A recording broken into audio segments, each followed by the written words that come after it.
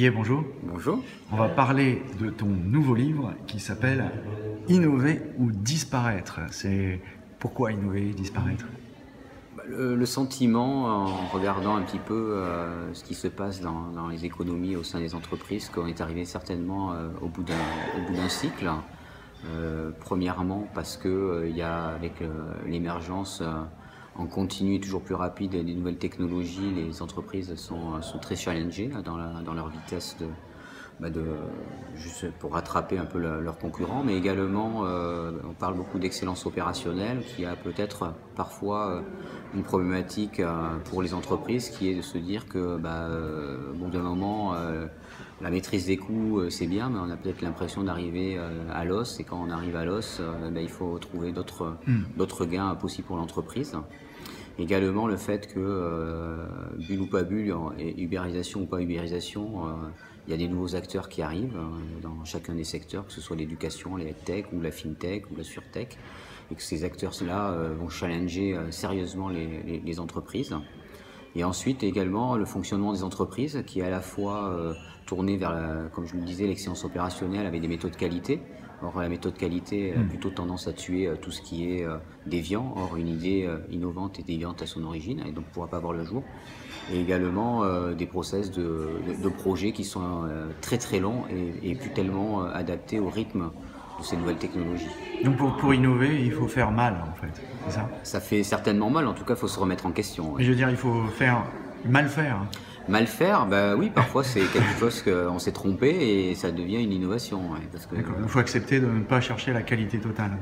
Non, parce que ne serait-ce que parce qu'il y a un rythme et que les concurrents, comme les startups par exemple, ne cherchent pas l'excellence, mais d'abord quelque chose qui se vend pour valider des business models. Et après, on améliore au fur et à mesure. Et après, on améliore, on fait des versions toutes les semaines ou tous les mois, mais voilà. Donc implicitement dans ton livre, tu nous dis que finalement innover est quelque chose d'obligatoire, et pourtant je suis sûr que si on regarde autour de nous, on va certainement trouver des choses qui n'ont pas tellement bougé depuis des siècles. Et oui. Est-ce que c'est véritablement obligatoire d'innover? Moi je le pense. Après certainement il faut avoir aussi des convictions. Il y a le run, comme on le dit dans les entreprises, assez bien fait. Je ne dis pas que l'excellence opérationnelle n'est pas nécessaire, au contraire il faut le faire. Je dis simplement qu'il faut penser au futur et qu'il faut réserver un certain nombre de temps, de pourcentage de son énergie à regarder au futur. Et je parle, et je ne suis pas le premier, d'éminents chercheurs l'ont fait d'entreprises ambidextres, et donc il faut garder un œil aussi sur le futur. Alors, tu parlais de fintech, et justement dans la finance, qui est un secteur que je connais un petit peu pour y avoir travaillé aussi. Finalement, c'est quoi l'innovation depuis Internet, depuis 1995 en fait? Parce que j'ai un peu de mal à la voir. Je pense qu'aujourd'hui, il y a des innovations dans les moteurs, par exemple avec toutes les fintech autour des algorithmes. On peut parler aussi de la blockchain sur les chaînes dont on parlait tout à l'heure, sur le trade finance pour sécuriser et remplacer. Donc c'est des choses qui ne sont pas forcément visibles aux yeux du grand public. Pour les grands publics, l'innovation se fait surtout sur le Graal qui est l'expérience client.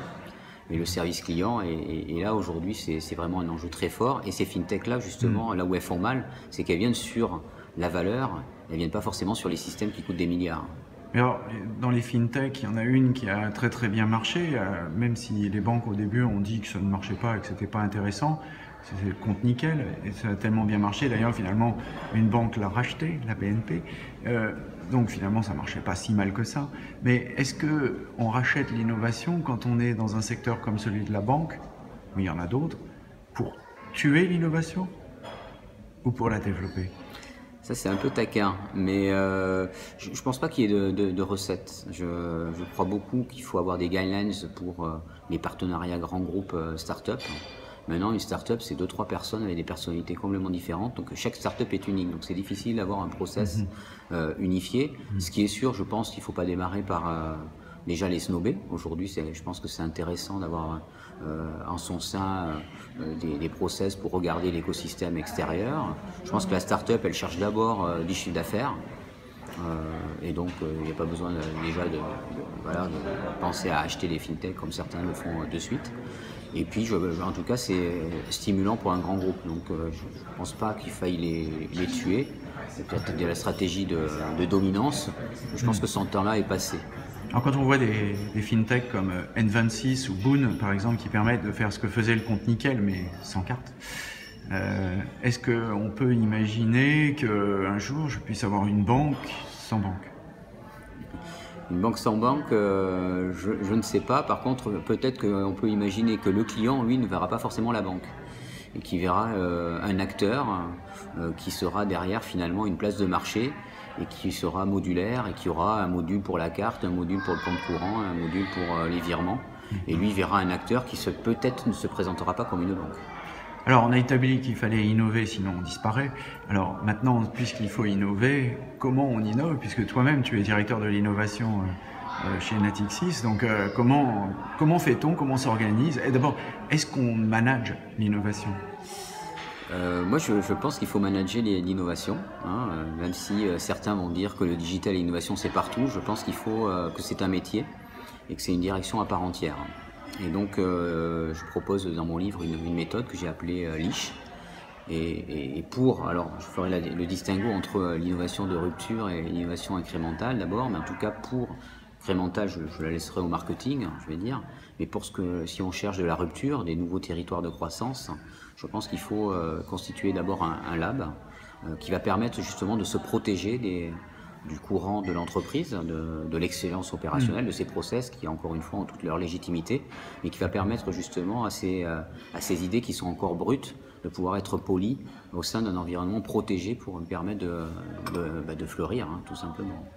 Alors, il faut travailler un peu en isolation pour pouvoir innover, c'est établi. Maintenant, il y a quelque chose d'intéressant dans ce que tu nous dis. Tu nous parles d'innovation de rupture et d'innovation incrémentale. C'est une sorte de bouteille à encre de l'innovation depuis qu'elle existe, c'est-à-dire depuis la nuit des temps. Alors, qu'est-ce que tu détermines comme innovation incrémentale? À partir de où ça commence, où ça s'arrête?